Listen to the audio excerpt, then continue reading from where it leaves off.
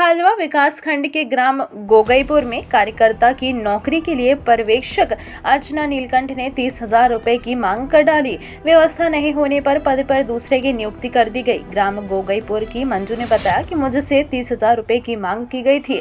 हमने बैल बेचकर 15,000 की व्यवस्था की थी, लेकिन मैडम द्वारा पूरे पैसे की मांग की गई। कहा गया ऊपर अधिकारियों को देना पड़ता है। मंजू के पिता ने कहा कि विभाग के 2 बाबू हमारे घर आकर कहते थे कि 50 फॉर्म भी आएंगे तो तुम्हारी ही नौकरी लगेगी। वहीं हमारे घर आकर मुर्गा दारू की पार्टी भी करके गए, जिससे हम 1,000 का खर्चा आया। हमने 19 अप्रैल को सीएम हेल्पलाइन पर भी शिकायत की थी, लेकिन कुछ नहीं हुआ। बता दें कि मंजू की दादी आंगनवाड़ी कार्यकर्ता थी। तब मंजू ने 4 माह दादी के साथ सहयोग भी किया था, लेकिन कोरोना काल में दादी की मृत्यु हो जाने के बाद मंजू ने आंगनवाड़ी कार्यकर्ता के लिए फॉर्म भरा, लेकिन 60-गांठ से नौकरी ग्राम की ही दूसरी लड़की को दे दी गई। मंजू के परिवार ने उस लड़की के जाति प्रमाण पत्र को लेकर जनसुनवाई में कलेक्टर को आवेदन भी दिया था, लेकिन कुछ कार्यवाही नहीं हुई। वन मंत्री कुंवर विजय शाह को भी इस बात से अवगत करा दिया गया है। अब देखना है कि आंगनवाड़ी कार्यकर्ता के पद के लिए भी बोली लगाई जा रही है, जिस पर वरिष्ठ अधिकारी चुप्पी साधे हैं। इस संबंध में पर्यवेक्षक अर्चना नीलकंठ का कहना है कि पैसा मांगने के आरोप बेबुनियाद हैं। नियुक्ति मैं नहीं करती हूं। अनुविभागीय अधिकारी राजस्व की कमेटी में निर्णय लिया जाता है। क्या आदिवासियों के साथ ऐसा ही छलावा होता रहेगा या फिर शासन इस मामले को गंभीरता से लेते हुए दोषियों के ऊपर कार्रवाई करेगी? क्या नाम है आपका? मंजू, मैं गौड़ समाज की हूँ और मेरी दादी आंगनवाड़ी में काम करती थी और मैडम ने मेरे को ऐसे बोली कि बेटा तेरी दादी नहीं तो तेरी दादी की जगह में तू काम कर। और मैंने 3 महीना काम किया और मैडम ने फिर बाद में बोली कि बेटा 30,000 रुपया की व्यवस्था कर लो। मैंने 30,000 रुपया नहीं पर बेल बेच के 20,000 रुपया की व्यवस्था करी और पैसे लेके गई तो मैडम ने बोले पूरे 30,000 रुपया लाओ, फिर आप काम में लगाऊंगी। और मतलब मेरे को फिर बाद में पता चला कि गाँव की एक लड़की 40,000 रुपये दे के और नौकरी को उन्होंने बेच दी। ये पैसे आपको आपसे किनके द्वारा मांगे गए थे?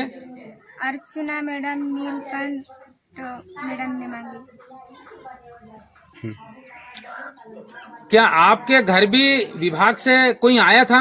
हाँ, ऑफिस वाला आया था और मटन और अपना दारू पी के गए और ऐसे बोले उन्होंने कि बेटा मतलब 50 फॉर्म आएगा तो वो तो हमारा हाथ में, हम तेरी नौकरी लगाएंगे बोले। और अभी तक उनको कोई पता नहीं। कौन आया था, क्या नाम था उनका? दुर्गेश और नानक राम बाबू। मेरा मम्मी कोरोना में शांत हुआ। हाँ।